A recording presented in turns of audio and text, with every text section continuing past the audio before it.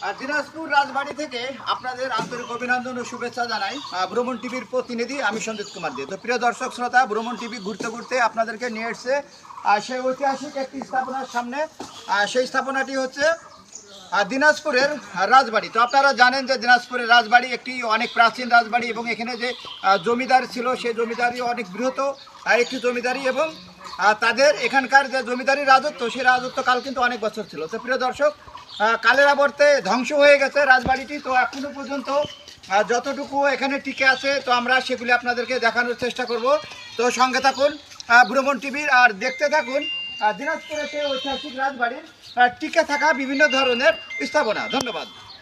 17.41 acre জমির উপরে যে জমিদার বাড়িটি প্রতিষ্ঠিত ছিল সেই জমিদার বাড়িটিতে বিভিন্ন মহলে ভাগ ছিল। তো প্রিয় দর্শক, আপনারা দেখতে পাচ্ছেন যে আমরা এখন সেই জমিদার বাড়ির একটি মহলের ভিতরে আছি। তো মূলত এখানে জমিদার বাড়িতে বা এই রাজবাড়িতে যে তিনটি মহল ছিল সেই তিনটি মহলের ভিতরে একটি নাম ছিল রানী মহল, আরেকটির নাম ছিল আয়না মহল, আরেকটির নাম ছিল ঠাকুরবাটি।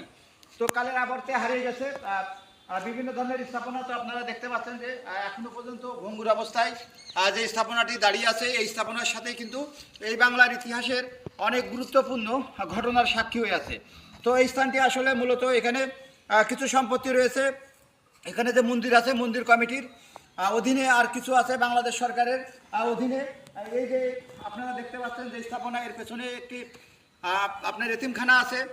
তো এটি আসলে বাংলাদেশ সরকারের প্রত্নতাত্ত্বিক বিভাগের যদি অধীনে থাকতো তাহলে এটি আরও বেশি আকর্ষণীয় এবং বেশি সৌন্দর্যমণ্ডিত হতো। এবং এই রাজবাড়িকে বা এই জমিদার বাড়িকে কেন্দ্র করে এই দিনাজপুরে কিন্তু একটি আপনার মানুষের যে বিনোদন, সেই বিনোদন আর পাশাপাশি এখানে যে ইতিহাস, দিনাজপুরের যে ইতিহাস, বাংলার যে ইতিহাস, সেই ইতিহাসের সাথেও কিন্তু যারা সাধারণ দর্শনার্থী আসতেন তারা কিন্তু পরিচিত হতে পারতেন। তো প্রিয় দর্শক, ভ্রমণ টিভির সঙ্গে থাকুন। আর এই যে জমিদার বাড়ি